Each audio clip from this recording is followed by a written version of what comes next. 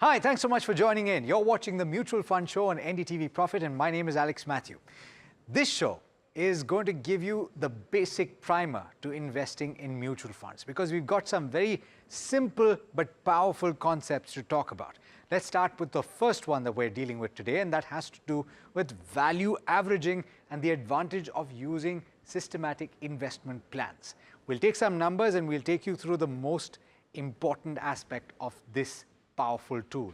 The second one is continuing your SIPs for the long term. There is a very magical thing that comes into play after the first 10 years of investing through an SIP. Again, we'll take you through a very interesting illustration. The third point, a lot of people are investing in sectoral and thematic funds, but we're talking about the questions that you should be asking before you choose to invest in one of these schemes. New fund offers, very interesting, very glitzy, very glamorous, a lot of marketing that gets into these. But there is no cost advantage to investing in a new fund offer, and we'll tell you why. We'll also talk about why you should look at the balanced advantage fund of a mutual fund scheme that is launching a new fund offer in the equity space, because that is going to tell you whether or not you should place your money in their new scheme. To talk about all of this, I'm joined by Vijay Mantri. Vijay, thanks so much for taking the time, as always. And let's start with the first concept, because it's a very powerful concept. What is this value averaging concept when it comes to SIPs? So it is the very simple concept called rupee cost averaging. And in the business of investing, simplicity prevails over complexity. But many people think that simplicity lacks profoundness, and by following a simple investment strategy, we may be missing out of something very, very big. But through today's show, we are going to prove that a simple strategy can be really profound, can create lots of wealth for the investor. So let's look at what does a smart investor or very evolved investor attempt to do. He or she attempt to buy market at lower and lower level because they believe that they are much better at timing the market, and perhaps they can buy the market or any other asset at the valuation or at the value lower than a normal people can do. But can a normal investor, a normal person can do the same thing? Our answer is yes, emphatic yes, that it can be done. And we can explain through in today's show through a simple concept called rupee cost averaging. Take that advantage. Vijay, you've sent me one fund, and this is, of course, not recent data. It's actually just a little bit dated, but it's still relevant for the purposes of this illustration. We've looked at the HDFC FlexiCap fund, and we've looked at 5-year period, 10-year period, 15-year period, and we've gone all the way up to a 29-year period. And we've talked about how there is a divergence in the average NAV for the month and the average NAV of the SIP that you would do, or the systematic investment plan. Can you explain the numbers that are contained in this table? So for instance, if you let's look at this fund was launched on 1st January 1995 at 10 rupees NAV. And today the fund's NAV is 1,812 rupees. That is on 1st July 2024. And if you see the screen in front of you, 5 years back, that is 1st July 2019, the NAV of the fund was 700 rupees. If I take 1st July 2019 as the beginning and take NAV of every month, so from 1st July 2019 till July 2024, we got 60 months. So starting NAV is 700 rupees, and on 1st July 2024, NAV is 1,812 rupees. So if I take 60 months average, the average of 60 months is 971 rupees. Similarly, if we took average for 10 years, the average NAV is 752 rupees. And if you look at average for 15 years, the average for 15 years is 590, average for 20 years is 473, average for 25 years is 384, and average for almost 30 years is 327 rupees. Now, if you look at your screen, which is right now in front of you, 5-year average NAV is 971 rupees. But if you during those same 60 months, suppose you did SIP, then the average price for you, the average NAV falls from 971 to 864. So average arithmetic average for 60 months is 971. But in same 60 months, if somebody did SIP of 60 months, their average cost come down to 864. So the gap between average NAV and the SIP average cost is 11% for 5 years. Suppose you look at data for 10 years, the gap between arithmetic average and SIP cost come to 14%. And if you look at 15-year period, the gap between arithmetic average of 180 month, which is 590 rupees, and SIP cost come to 433 rupees. So you bought market at 27% discount. Suppose you did 15-year SIP in this fund. And if you look at data for 20 years, then 20 years average SIP cost is actually 473 rupees, but SIP cost come to 243 rupees. The difference between arithmetic average and SIP average cost is 49% for a 20-year period. And if you look at data for 25-year period, average arithmetic cost for 25 years means 30 month. The average cost is 384. But if you did SIP of 10,000 rupees or any fixed amount for those 300 months, then your average cost come down to 64 rupees. So the gap is 83%. And if you look at HDFC Flexi Cap Fund, is starting NAV 10 rupees. 1st July 2014, 24, the NAV is 1812 rupees. The average of these 354 months is 327 rupees. But if somebody did SIP in HDFC Flexi Cap of fixed amount for these 354 months, then the cost come down from 327 to 33 rupees. So if anybody who has done SIP in HDFC Flexi Cap since its inception of the fixed amount, then the average cost for the SIP for that investor is 33 rupees. And today the fund's NAV on 1st July 2024 is 1800 rupees. So this is the power of rupee cost averaging. So just to drive home that point, Vijay, ultimately it is the systematic nature of this to say that if you are doing an investment of 10,000 rupees, a fixed amount every month, because you have the fluctuation in the NAV based on where the market is going, in some months you will acquire more units, in some months you will acquire less units.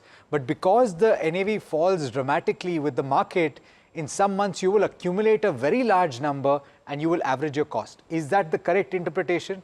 Yeah, that's very true. And when we say in some month we acquire more unit and some month we'll acquire less unit, we'll acquire more units when the prices are low and we acquire less unit when the prices are high. So let me explain through two very simple illustration that will make more sense to investor. Suppose an investor would like to buy one share of a particular company every month. So if the company's share price is 200 rupees, they invest 200 rupees. If price is 500 rupees, they invest 500 rupees. Is 1,000 rupees, 2,000 rupees, 4,000 rupees, whatever is the price, they invest that much amount.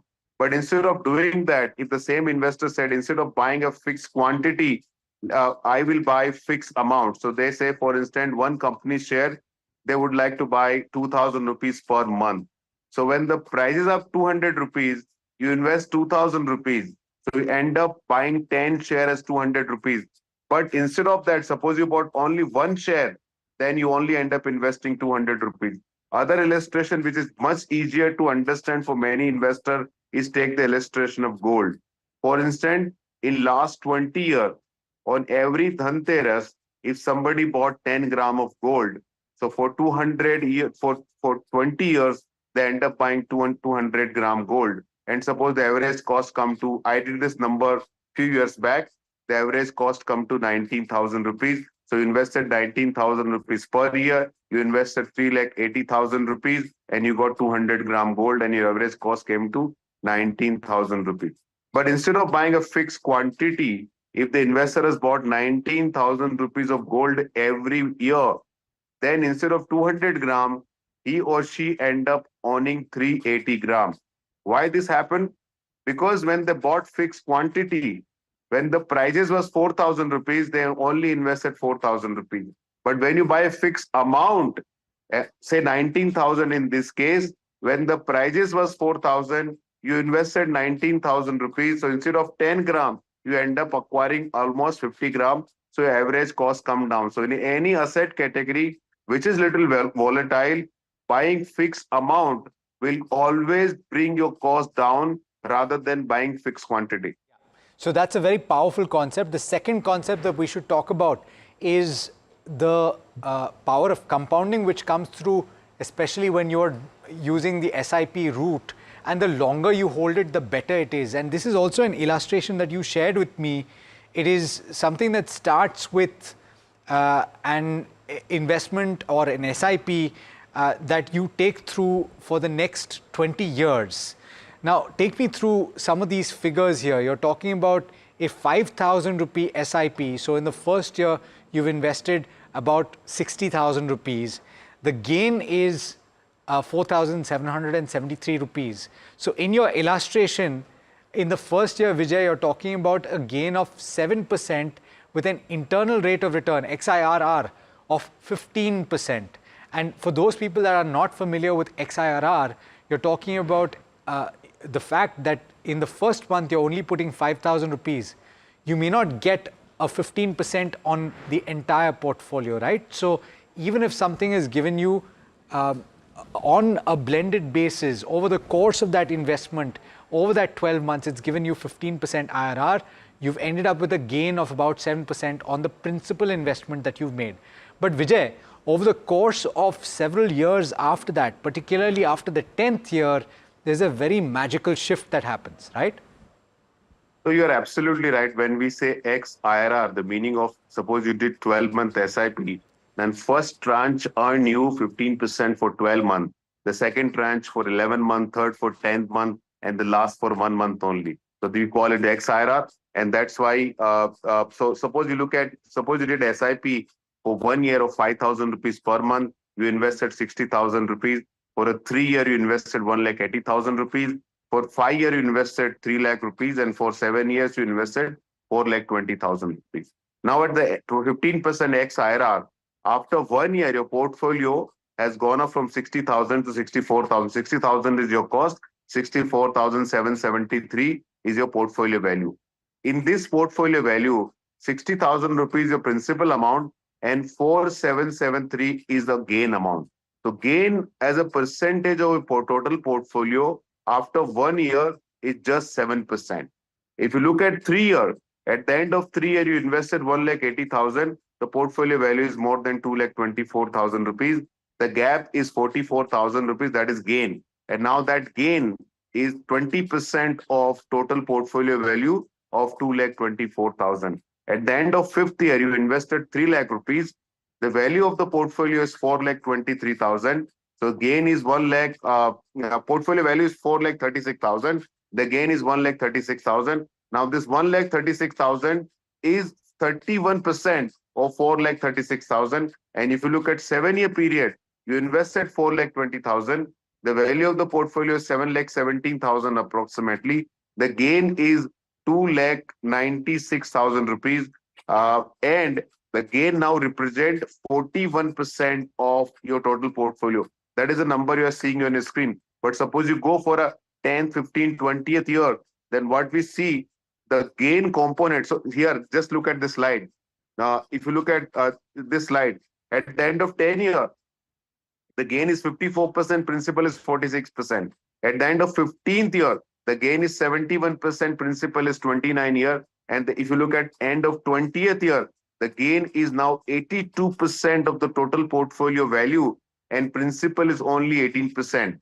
But this gain amount remain only 7% for 1 year, 20% for 3 years, for 31% for 5 years, and 41% for a 7-year period.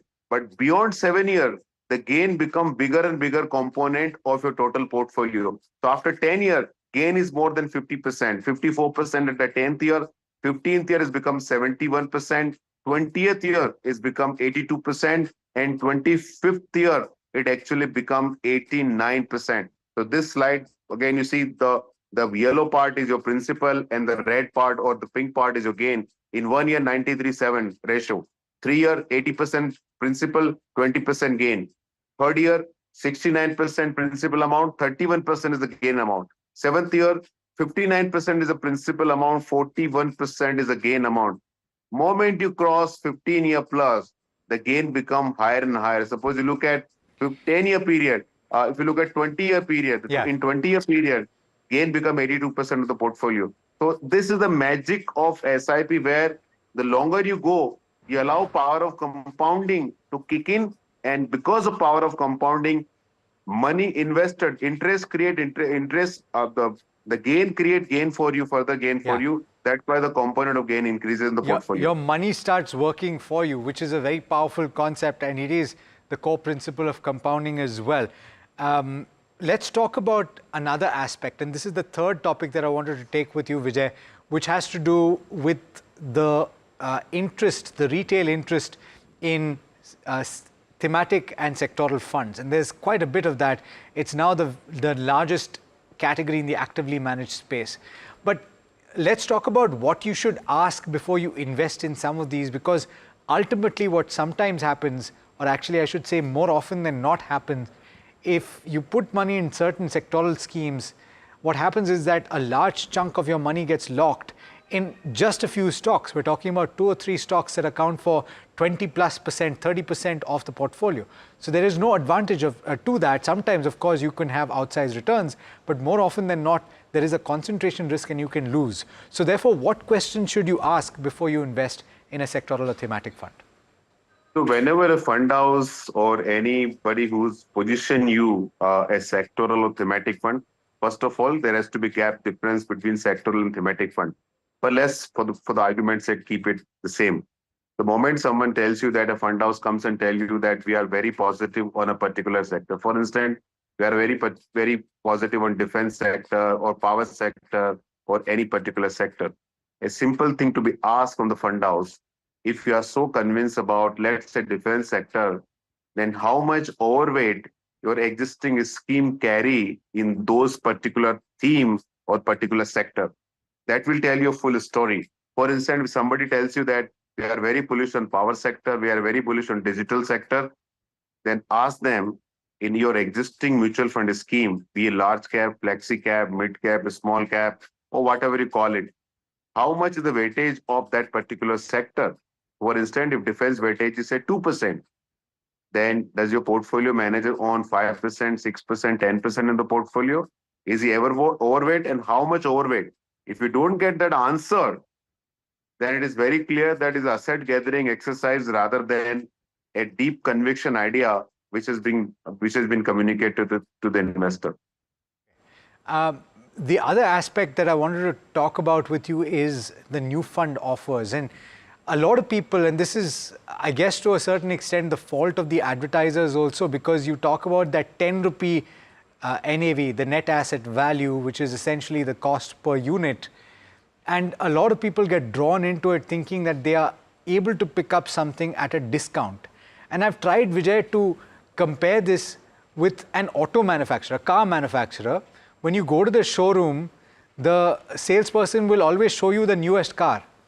You can, of course, buy something at an attractive entry price, but that is not the case for a mutual fund unit, where a mutual fund is a manufacturer of financial products, but ultimately what they're buying is a State Bank of India, is an ICICI Bank, and just because you have an NFO, you're not going to get that at a discount.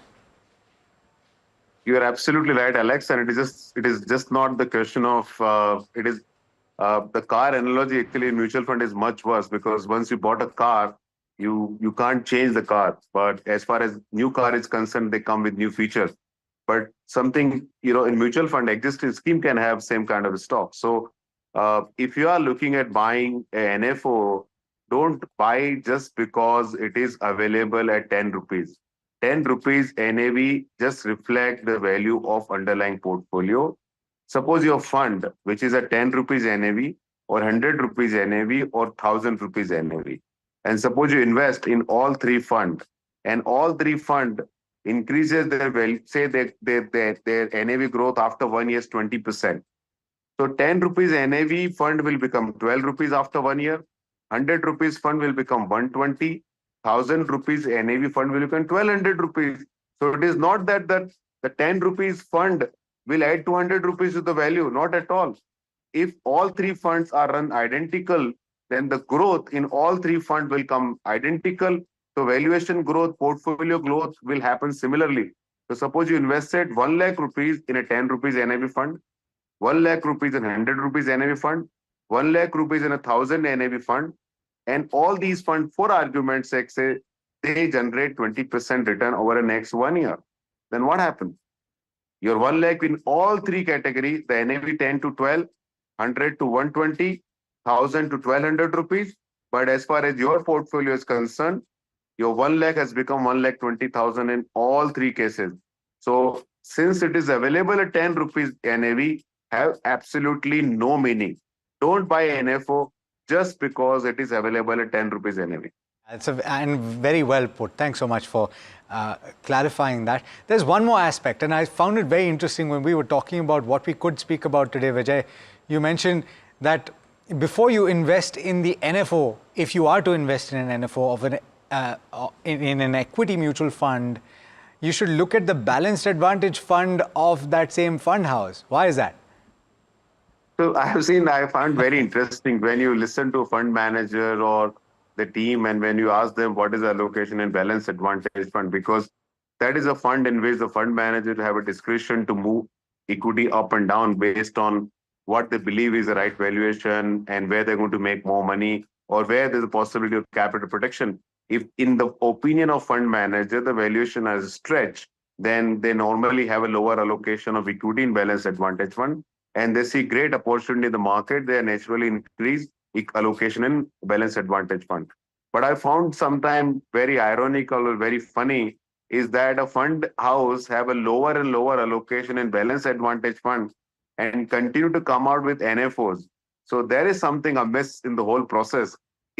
Why you're raising money in NFO? Because you believe that you could invest investors' money and generate return. If that is the case, then why you haven't completely exhausted the upper equity limit which you set yourself? So your balanced advantage fund can go up to 80% in equity. Right now it is in 30% in equity. And then you're coming with the NFO. So I found little challenging. So again, it shows that perhaps it is more of a asset gathering exercise than anything else. Yeah, you couldn't have said it better, Vijay. Thanks so much for joining in, for giving us the perspective that you did. I think that this can be a primer to anybody that is looking to invest in the mutual fund space. All right, and that brings us to the end of this particular edition of the Mutual Fund Show. We weren't able to take any questions today, but we normally do. So don't forget to send us questions on the WhatsApp number that has been playing at the bottom of your screen. Do stay tuned. Lots more coming up on NDTV Profit.